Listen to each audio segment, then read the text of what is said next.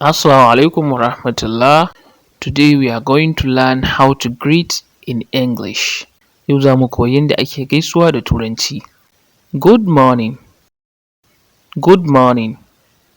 Ina kwana. Ina kwana. Good afternoon. Good afternoon. Ina wuni. Ina wuni. Good evening. Good evening. Shi ma ina wuni ko barka da yamma. Bambancin afternoon da evening shine afternoon yana farawa daga ƙarfe 12 rana har zuwa yamma.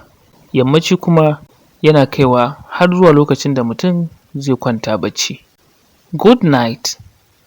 Sai da safe. Good night. Sai da safe. Don haka kada in dare ya yi ka ce wa mutum good night. No. Good evening za ka ce mai.